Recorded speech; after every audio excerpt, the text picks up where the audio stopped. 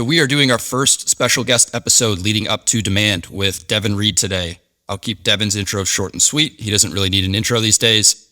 He works at a little company called Gong. You've probably heard of them by now. And I'm pumped to record this episode for two reasons. One, the topic is awesome, treating LinkedIn as a publishing platform versus a promotional platform. And two, when Devin and I were riffing on it, he asked how spicy he could get. So this should be a good one. Demand Gen U is officially in session. Let's do it.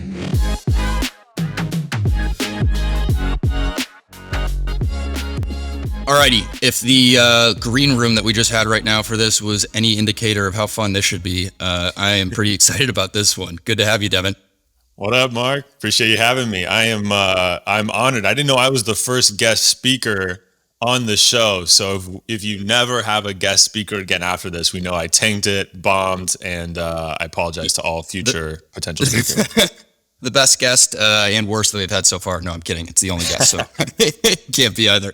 So I'm really excited about this one because of the topic. I think when you and I were going back and forth on what we wanted to talk about, I think this was really one of the first ones that came to mind. So I don't think we really need to get into, the benefits of posting on LinkedIn. Your audience and our audience, lives on LinkedIn. So this isn't the podcast for that.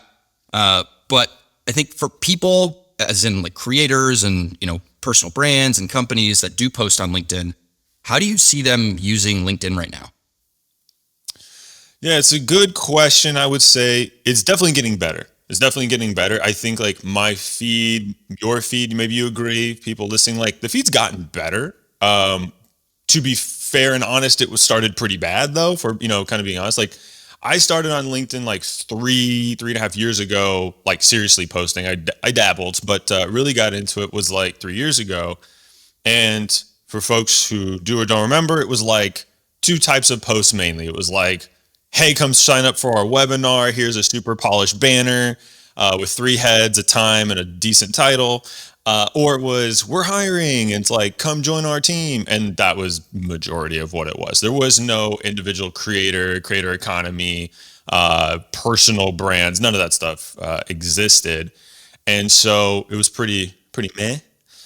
For a while, but it's getting better, right? Because I would say one of two reasons. One is that the individual creator is rising, right? You got people who are really dedicated to their craft, sharing informative information. Some entertainment stuff is making its way from TikTok over, which I like, more video content. So I think that's where honestly, probably 98% of the great content on LinkedIn is coming from the individuals. And then companies are starting to understand the value of, LinkedIn isn't just for webinars and hiring. It actually can be a marketing channel or a publication channel, which I know we'll get into. So they're starting to invest in content marketers who know what they're doing and can actually dedicate resources and such to LinkedIn. So I think it is definitely getting better. So before we get into this whole publishing versus promotion, side of the episode, when you first started posting, did you go in knowing that, hey, I don't want to do what everything else or everyone else is doing right now, and I want to try something different, or kind of how did this click for you? It wasn't intentional at first because what I was doing was like going on LinkedIn. I was a sales rep at the time, and I would just go on LinkedIn, like kind of just talking about my day or my experience or like some dumb joke that I thought was funny. Like, I'd be like, hey, I just got done with an hour of cold calling. Anybody else get hung up on 3 times in a row? Or, I don't know what's more frustrating, losing your headphones or losing a deal, right? Like just these like random things. I wasn't really providing value other than maybe like a laugh, but it caught like at the time, like 30, 40 likes when you're not really, have no, following or anything. It was like a lot. And I was like, wow, that's more than the 2 or 3 I'm getting when I'm sharing a company blog or some corporate update. And so I thought maybe there's like an appetite, right, to like for this type of content, which to your point is different. So I kind of fell into it that way. Folks that know me, definitely not run of the mill. I've got, if you don't know if we'll see this on video, I've got a flamingo behind me with sneakers. I have tattoos. We've got on video. So okay. You got a dope t-shirt on too. So they'll see that. Appreciate that. Yeah. So, I do like, but again, it stemmed from that. Like I like to be different because I know that you need to capture attention, right? Before anything else. So like, I've been saying you need to capture mind share before you can capture market share. So that means, how can I be different? How can I add value? How can we carve out our little niche on LinkedIn or in the world so people know where to go to for content strategy, demand, how to truly build demand in a modern era for you all, and so on and so forth. So I wouldn't say like from the jump I knew I was going to be different, but ever since then I've like really set into that groove, and it's worked really well for me and for some of the other B2B content strategies I've helped build. I dig it. So let's get into kind of the lesson for this. So, treating LinkedIn as a publishing platform versus a promotional platform. Let's uncover that a little bit and kind of explain in your eyes what publishing versus promotion means on LinkedIn. So the way I think about it, and this applies to email as well. So I think of like LinkedIn and email both have this quality, which is why I always include them in content strategy builds, is you can both publish content and promote content via LinkedIn. In other words, I can provide value to you. I can publish something on the feed. So you're scrolling through your feed. I can, get you with something good, right? Gets likes, gets engagements, right? Gets following, that sort of thing, builds credibility. The promotional aspect is I can also use it to tell you about other channels, other projects that I have going on. So I can tell you, hey, I have a newsletter. Hey, I have a podcast, and I can grow my other channels, or I can tell you corporate updates, right? I have open posts. We have this big event, and drive registration and action that way, right? So there's just two different ways. At the risk of jumping ahead, the problem is that most company pages lean way heavier on the promotional side of things instead of the publication side of things.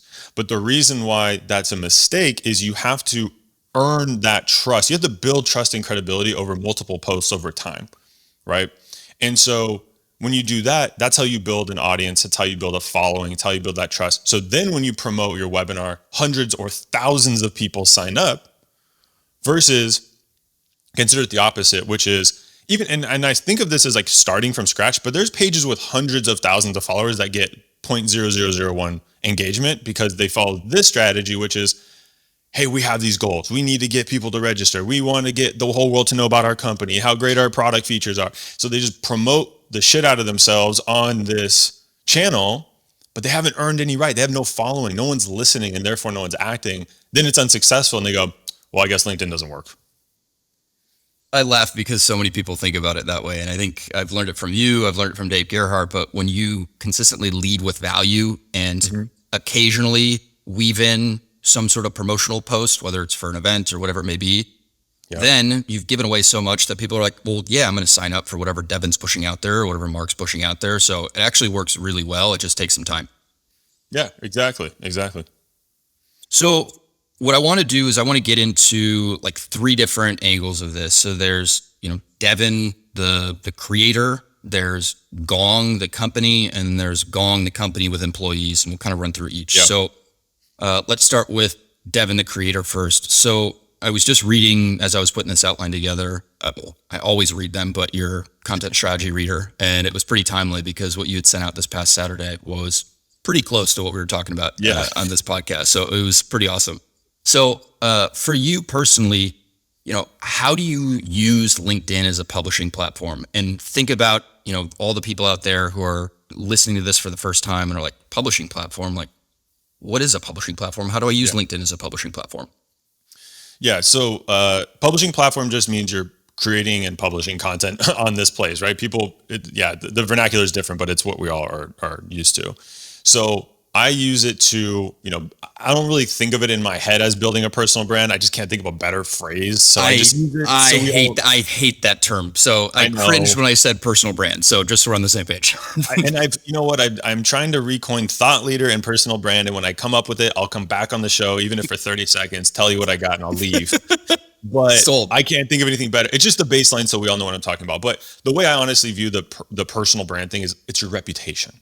I want a reputation as the leader in B2B content strategy, right? And that means I need to publish content to build credibility, share knowledge, and help people understand what it is, why it's impactful, and how to do it. So that's like my number one goal. If you want to go into why, it's going to open up career opportunities for me now and in the future, paid and also just like cool things like meeting Mark, right? Like cool stuff. I would say cool, but yes, that helps. Cool-ish people like Mark and other way cooler people. Yeah. So much better. So that's how I do it, right? So like that's why I'm like constantly publishing. I also enjoy the act of writing, so it's enjoyable. I get a benefit. The other things are like, I'm trying to grow my newsletter, right? I've got 5,000 subscribers. I'm trying to continue to grow that. So I can use that as the promotional part of it as well. And then I'm trying to monetize. So I've got information product I sell. I've got a course, right? I do a little bit of consulting on the side because I have a full-time job. But like, if I'm looking at why I'm publishing on LinkedIn, it's not for likes and it's not for followers, because that is a good early indicator that it's working, but you're not going to get paid. You're not really going to change your career on those stats.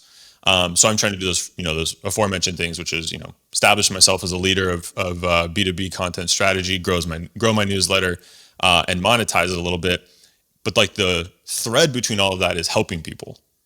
I have to help people, teach them things, and help their lives be better, easier, what have you. Then all those other things fall into place. So amazing. We already kind of touched on setting goals and like what you're looking to get out of this. As far as content planning goes, and if we think back to that visual that you had in your email this past weekend, how do you like come up with ideas for the types of posts? You've got your weekly schedule, you're going to do this on this day. I assume it's a lot of testing and learning, like for people who are trying to get started. Yeah. What would you recommend?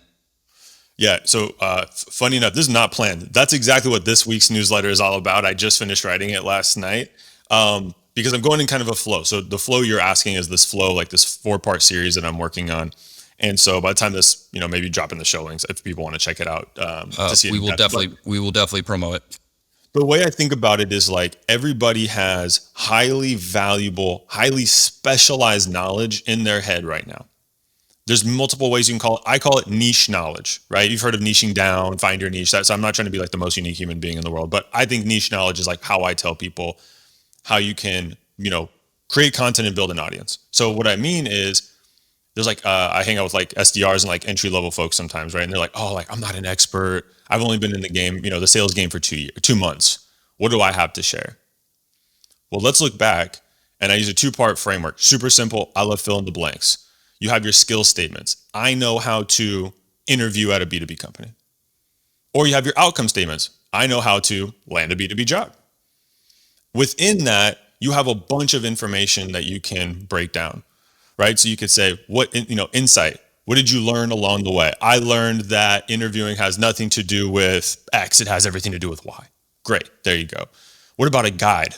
What was the exact steps you took to prep for that interview? 1, 2, 3, 4, 5. Share that, right? What perspective has changed? I used to think this, right? I think it's kind of similar to insight, but you know what I mean? What did I learn? What would I now view as different? And there's a couple other ones as well that I use. So I say, write a huge list of all your skill statements and your outcome statements. And there's tons, there's dozens, if not hundreds. Write all that out. Okay, now look at the buckets that naturally form. For me, B2B content strategy, high level, what, why frameworks. Number 2, sales tactics. Used to be a sales rep. I know how to get deals closed. I can teach people that as well. Third one is content tips, how to write, how to create a webinar, stuff like that. So I have like these 3 buckets. Then you just align it to your audience. Who cares about these 3 things? For me, B2B content creators, pretty straightforward, right? So if you follow that process, and I'll pause here in a second, you actually have tons to talk about. You're actually very credible. We just often think you need 10,000 hours of experience, because Malcolm Gladwell, I think, or I need to be a VP at a company before people will listen to me. But I've seen people create great content and build a really fast following simply by sharing their journey entering B2B, or, hey, it's my first time as a VP, or, hey, I'm just learning how to launch a podcast. Come along and join the journey. Here's what I'm learning. So I love the framework, and then really the sharing the journey bit that you mentioned there at the end, because I think so many people, to your point, think that, who am I? I really don't have an interesting enough POV to share in public. And it's really not the case. Like, we all started somewhere, and people sit on way more like ideas and content and just perspective than I think they realize at first. And they just got to get over that initial hump. Dude, absolutely. There's this concept called L7 from, I'm dropping the name. It's the guy who wrote The Big Short. I know exactly what you're talking about, but I'm going to remember the name like 10 minutes after we're done recording. That's how You my will brain too, works. and that's driving me crazy that I didn't plan on referencing it, but it came up. Hopefully I remember it. It's going to drive me absolutely crazy. He's very famous. He's one of my favorite authors. I'm getting stage fright. So his recent podcast, Michael Lewis, boom. Michael Lewis has a podcast called Against the Rules, and this season he talked about experts and expertise. And he said that what they found was in a big organization, L7s or level sevens are the people who have the deepest expertise, but they're often the furthest away from the CEO. So think of it, CEO, VPs, Interesting. all the way down to like SDRs, entry level specialist managers.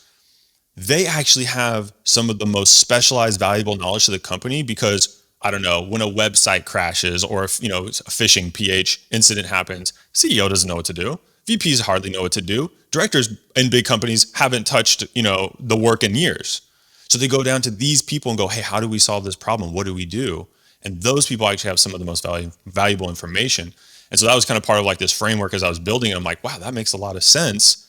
And it also empowers the majority of people because there's only one CEO at a company. There's only a handful of VPs, but there's so many people at these L7s or L6s that have a ton of information. All right, so I love that. We're going to come back to that in a little bit here, so we don't cheat too far ahead. But Okay. I'm definitely going to read up on that. So you mentioned to a degree measurement and leading indicators, and whether people are being asked to measure the impact of what they're doing, or they're taking it upon themselves to measure the impact of what they're doing. This doesn't happen overnight. So what are some of those leading indicators that you when you were first getting started, you had in mind, or you'd recommend to others who are just getting started? Yeah. So on LinkedIn specifically, you're looking for like, you do need to start with engagement, but engagement isn't the end all, right? So for me, if I, getting started or today, if I post something, are people reacting to it? Are they commenting or are they sharing? But reverse order is actually the most valuable. The best thing you can hope for is someone shares your content, reposts it, creates their own content, and cites you as like the inspiration because of the law of association, right? If I go on LinkedIn and go, I just had the best time with Mark and I was on this podcast, it was awesome. That's because I'm proud to be associated with you. I think I'm going to look smarter, cooler. Well, not with you, but so on. Just kidding. But you get the idea, I love right? this. Yep. Yeah. Sorry for the jab. It was right No, there. no. It's encouraged. That's how I roll. So we're good. Or commenting, right, is like, hey, this is fantastic, or I don't agree and here's why. Now you have a conversation, right? And so commenting is the next best thing because they're talking to you. Reacting is obviously just agreeing with it, but there's nothing, reactions are great. We all love that, right? So that's early indicators. Then if you think of like a little still early but moving on, is like, are you getting more impressions on your content? You should, because of the previously mentioned things are, then you should get more impressions. The real like kind of like medium indicators like followers and like impressions on your page, whether that's your B2B page or your personal page or like our website, because now you're actually turning that engagement into something meaningful, which is like, a place you can convert them. And then the things I'm looking for, like, so for me personally, what are my strategic goals that I can measure is revenue and subscribers. So are those things going up? Are people signing up for my newsletter? Are people going to my website and wanting to talk to me? Are they buying my information product, my LinkedIn course?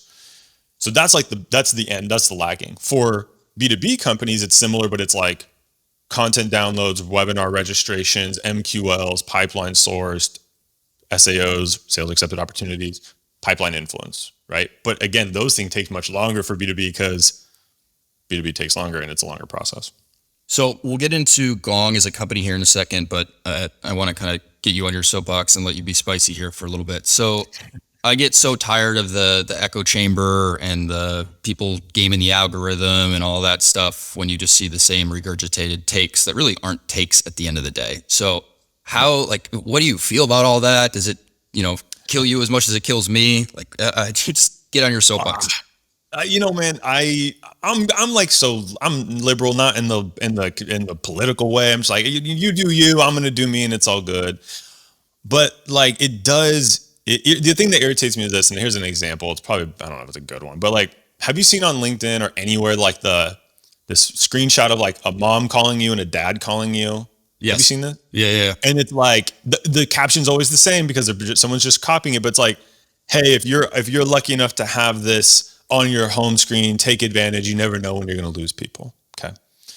I saw this last night scrolling and I got pissed because I got 80,000 views or likes, 80,000 likes, excuse me, thousands of comments. This didn't what was upset me yet, But I was like, this is not new. The guy posted like hours before. I'm like, this is not new. And I highly doubt this is the guy that created this the very first time because I've seen it years ago. Mhm. So I was upset because I'm like, you're just stabbing me right in the heart with emotion. Luckily, I have both my parents. I looked at the comments, a lot of tear jerking happening, not jerks. But what pissed me off, Mark, was I clicked the guy's profile and he's a LinkedIn expert.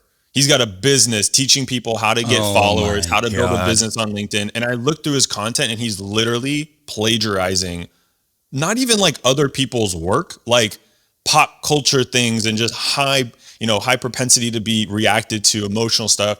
And then he's turning around saying like, this is how you do it. So that irked me a lot because one, it makes our job harder, me and you as like true marketers who are actually trying to come up with frameworks and ideas. And even if it's not brand new, but building on Mhm. someone else's thing and trying to help people.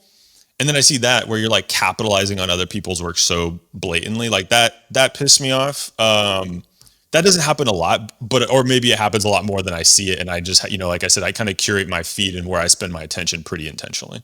Yeah, that kills me. I have no problem sharing other people's stuff as long as you're giving credit where credit is due. I Yeah. come across it a fair amount. I saw somebody just get completely raked over the coals a couple weeks ago with passing off templates and whatnot as their own. And I Yeah. do like when the internet and LinkedIn comes together for like a good reason and just completely Yeah. exposes somebody. So I do have faith in humanity when that happens. But yeah, it's just Yeah. it's hard to come up with good original shit, and when you do and it gets taken from you and passed off as somebody else's, like, yeah, that kills me inside. Well, here's the quick thing for folks. So if you're hearing this and you're like, well, shit, I don't know if I have anything new to say. And like, am I being plagiarized? I don't want Devin and Mark to be mad at me.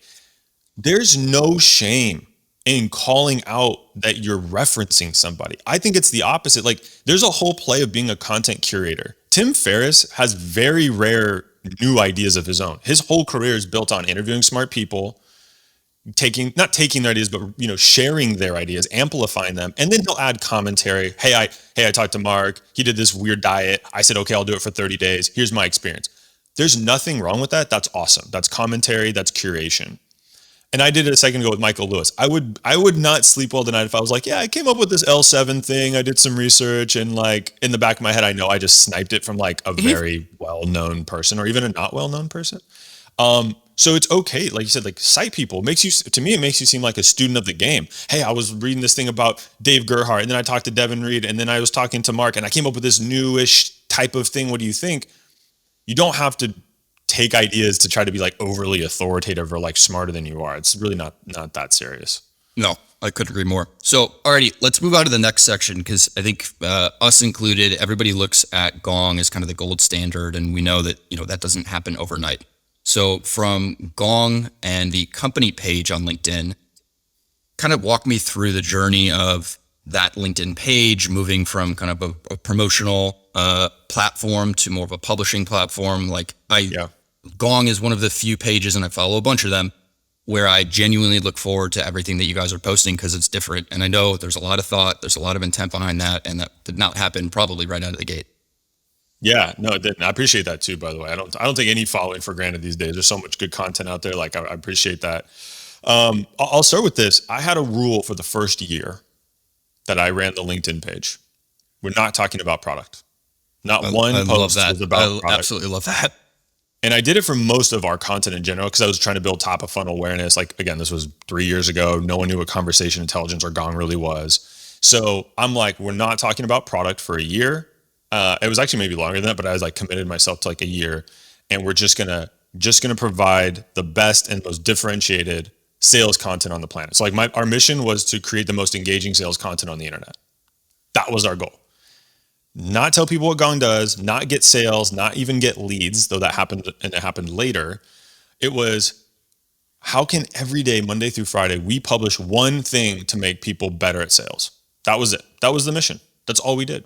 So we looked at old content, we repurposed it. We looked at old content that was written, made it into video, vice versa, right? And so we just did that consistently for, I mean, until today. Candidly, we've gotten bigger, and now we have other things we need to talk about that are on the more corporate side. But we balance that out, right? Like I refuse to give up the keys to like just corporate updates or all about Gong or our product. Yep. There's a time and a place for that, but I think we've earned that now. Like after 3 years of like continuing giving value, I hope I can talk about our product a little bit. But again, I try to make it about the reader, not, hey, here's our new feature that we just made because we're so good, and that type of language. So that's kind of the first thing. I'll pause there, and I got another idea. I dig it. So I guess in follow up to that, because I know people who are going to be listening to this are wondering, all right, well, how do I get my boss or the leadership team on board with that? Do you remember what you had to do to kind of make that case?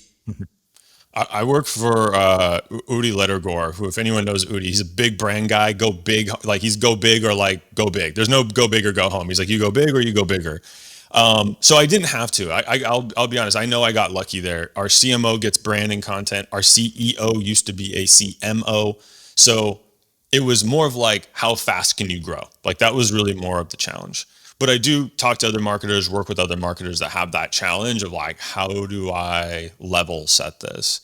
And so I think one is like setting expectations. If you're building an organic strategy or audience, slow. Now, there's things you can do, obviously high quality content, great distribution.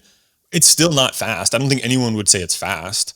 And so then there's like the urge, like, well, why don't we just do paid? Why don't we just double down in like digital marketing and get demos that way? The answer is both.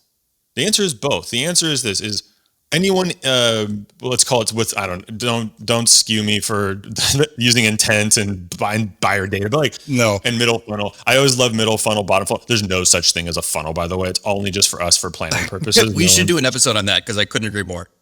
Yeah, I present my funnel and like this plan every like quarter, and I'm like, just before I dive into this, fully aware this doesn't even exist in real life. Like this is just so digital is an outlet, right? That's a distribution to do highly targeted, content distribution, but you pay for that targeting. It's very expensive. And so anyone that's showing intent, I'm air quoting intent, right? Hit them up with that. But most people aren't buying today. They're not in a buying cycle. They have no need. And so I would position it as this organic content. You're going to inform and educate the market with who you are, what you're about, and build credibility along the way. So for Gong, for example, Mark, let's say you're in like a revenue meeting and someone's like, hey, we really need to get better. We need to get closer to our market. We need customer voice. Like, how can we get closer to the customer? Or VP of sales says, we got to get better at coaching. We need something to get better at sales coaching, right? I want someone to say, hey, have you checked out Gong? Oh, no, I haven't. What is it? Or, oh, yeah, I have. Oh, yeah, Gong's awesome. We got to check it out. Have you used it? No, I just really like their content. We haven't won the deal, but we have a huge leg up against any competitor because you're going to go to our website first. We get to inform you first in the sales process. And a lot of times, if you hit that first stage right, no one wants to go look at competition, right? So that's the way I kind of position it. And sometimes you can track it. Sometimes you're going to find that. Sometimes it's the whole dark funnel, dark social thing. I don't want to talk about that today, but that's how I position it. It's like, you are going to win mind share now, so you can win again that market share later when the timing's right. And then again, you can use retargeting and all the good traditional stuff to get them there. So in the last part, we talked a little bit about measurement, and I don't want to go completely off the rails and just talk about measurement for the rest of this. But what are some of those leading indicators that you're on the right path for your company page? Are they similar to what you mentioned for your own profile? Like, kind of walk me through that, because we personally at Metadata, we'll be where you guys are hopefully a couple of years from now, but we feel like we're on the cusp because we're hearing some of those mentions coming up from prospects, and it's like, hey, I've been following you guys for a while, and I'm finally here. But kind of walk me through what you guys are looking for. Yeah. So this like content strategy flywheel that I've created, like one of the 4 steps is observe. And so observe is the first thing is the dashboard. And I start there because that's what everyone wants to look at, point to, and say, we did it, let's invest. Mark knows what he's doing. And so it's all the things I had mentioned prior, right? So I would say like in app, i.e. the LinkedIn platform, reactions, impressions, are people going to our company page? You can track that. As well as then you get to like website traffic. Are we getting website traffic from this? That's a great one to look at because it means you're getting the right people interested, right? And then you go into all the things I mentioned: content downloads, webinar signups, MQLs, SQLs, pipeline, etc. So those are kind of like the flow that I look for there. But the other side is what you just talked about, which is like the kind of not untrackable, but like it doesn't show up on a dashboard, which is you start getting people are commenting to you, talking to you as a brand back to your content. They're making, these listicles that go around. Hey, I follow these 10 marketers or these 5 companies that are doing it right. When you start getting listed in those and tagged in those, that's really good anecdotal evidence. And then the last one, of course, and I do this all the time in Gong for Gong, is like, we had a webinar today. I'm going to go in there and look for calls where people say webinar. I want to hear if people are talking about our content. To your point, hey, I follow Devin, or hey, I follow Sarah Brazier, and I just wanted to see what you guys are up to. Mhm. Think of like what leg up that is. Just enabling your people and your content to do the marketing for you, and people come in and go, I don't really know what you do, but I like it and I want to learn more, right? Like how cool is that before, other than just the, dead cold leads that are out there, and we try to go do the expensive outbound route. All right, so that is a perfect segue into the final part of this episode, which is employees, and call it Yeah.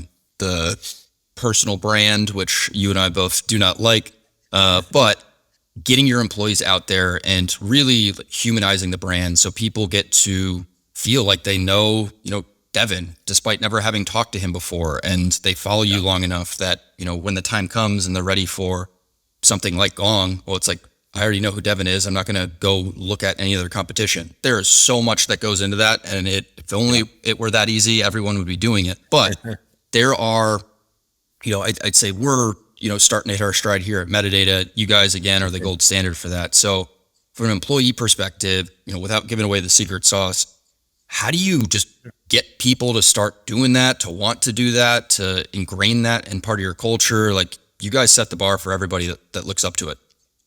I appreciate that, man. And y'all are doing a good job. Like I actually follow, and I'm sure you've seen me comment on stuff, and some of your employees as well, who I don't know personally, but I comment back because I feel like I know metadata. That's a good, like, completely untraceable thing, but like I feel like I know this team that exists and is doing cool shit, and I like appreciate it. that. Right, so back to association. So think about like if you're unsure why, because I've heard this objection of like, well, if my people have big brands and they're out there, then competitors will come and snipe them, right? So to kind of like inverse that, there's a story I heard. I was talking to this gal who's leading marketing, and she's like, our CEO doesn't want anybody to have a personal brand, doesn't want anybody to post on LinkedIn. And I said, okay, why? And she continued to explain to me that their business is consultants, like they're experts in this field, but he doesn't want the field to know he has the best experts, because then they would leave. And I'm like, think of it the opposite way. What if the entire market knew this company had the best insights, thought leaders, people, expertise, whatever? Like, inbound would be crazy. Like, you wouldn't even have to do outbound marketing to the extent you're doing it today. It would just happen. And so view it as like, you can view your employees as a channel. You can view them as a channel, but you have to do it right, because it's a give. If it's a give get, and just like what we've been talking about before, you have to give first. So at Gong, what I'm going to explain was built and compounded over time. And I hate that this framework has 3 E's, because it makes it sound so marketing. But I was writing it out, and I'm like, damn it, they all start with an E. So it's you got to educate, empower, and equip. Okay, so educate. Everyone that starts at Gong has 2 sessions as part of their whole onboarding. One's with our CMO. It's our marketing strategy. Here's what we do, why we do it. He primes them with, hey, we have this monthly Gong Labs research study. Devin Reed writes it. He's going to ask you to engage the morning it goes live. Completely optional. Here's why it's important. Okay, cool. Sounds good. A lot of people already kind of know who I am, this whole marketing thing. So they're like, it's not brand new. Then there's another session that I set up with I used to run it. Now I have my team run it, which is, hey, here's how to use LinkedIn. General best practices, all about you. If you want to build an audience or just post and not embarrass yourself, because that actually is, people are kind of worried about that sometimes. Here's kind of just like general guidelines. So it's complete give, like priming, and then I'm giving, right? So now everyone goes into their day job and they know Gong's on LinkedIn and why and how. Then you get to empower. This one's a little trickier for most companies, because empowering is, well, I'm nervous to post because my boss doesn't post, our CEO isn't active, no one really is active. Like, I'm kind of afraid to be the first person and get judged. So we, but our senior leadership leads by example. Some post often, some post once in a while, but they're all proponents of their employees posting. You know what I mean? No one's against it. And so that like opens up the potential objections or the kind of blockage of preventing people from doing it. And the last one is equip.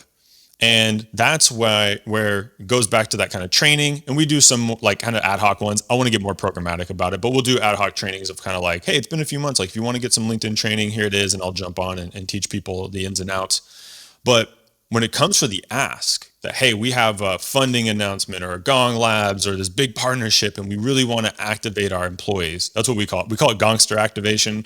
You can call it employee activation. But what we do is there's kind of a three-pronged approach. One, we have a one-page Google Doc. Here's what the announcement is. Here's why it's super important. Here's why we need your help. 3 prompts. First one is like fill in the blanks. Second one is copy and paste. Third one is like a real prompt where you can kind of go nuts and do your own thing. Images and video if and when applicable. So then when you get the ask for prong 2 or 3, which is via email and via Slack, like in a group channel at here, here's this doc. So you're like, oh, cool. We have a partnership. I had no idea. Click the doc. Oh, cool. I can copy and paste. It's like a 30 to 60 second process. Boom, they post and we're off to the races. So now we get, imagine if 100 people do that. And imagine on the low end, you get 2,000 organic free views per person. So you're getting thousands of marketing impressions for free. And again, then you just do this over and over and over. You get to the point where I said to you, Mark, to start, was like, I feel like I know that company. Feels like a really cool place to work. Hey, I actually don't just want to buy Gong. Maybe I want to go work there too. Yeah, it's funny because we, again, we look up to what you guys are doing and we feel like we're, in the second or third inning of a longer 9-inning game. But we had a call. I'm not going to say who it was with, but it was a fairly big, I think a Series C company, and their VP of marketing came on, and it was our sales rep that owned the account and the VP of marketing. And the VP of marketing said, well, wait, where's Mark, Jason, and Justin and others? And the rep was like, what? She's like, I feel like I know them. I just thought they were going to be on the call. And he was like, no, that's not how this works. But like hearing that firsthand is the biggest compliment. And I think for us internally, we use Gong, and our reps will share snippets of call recordings when that stuff comes up. And, when you don't know if it's working or not, or if you're on the right path, getting those snippets and hearing people who oftentimes never engage with your stuff, they're lurkers. That's like the motivation that we need to keep going. Like, hey, you're on the right track, keep moving. Like, you're doing your thing. That any positive comment, DM, response to an email, marketing campaign, I tell my team, there's probably another 10 people behind that didn't say anything, but feels the same way. Now, to keep it real, if someone shits on your marketing, there might be 10 people behind them that didn't like it as well. So you have to be honest with yourself, but that's a good way to kind of think about it. No, I love it. Well, great. I think we are running up here at time. This was 1, very fun. 2, incredibly informative. I took a whole lot away from this, so I know other people will. And 3, good. We're excited to have you speak at Demand coming up. And I hate to say it, but this was the best guest episode that we've had so far. Well, first, and as you mentioned earlier, also worst. So I hold both titles until the next person. Well, awesome. Thank you, my man. Always appreciate talking to you and learning from you. We'll hopefully have you again soon further down the line to see if some of your takes stand up in time. But thanks for everybody listening, and we'll see you next week on Demand Gen U.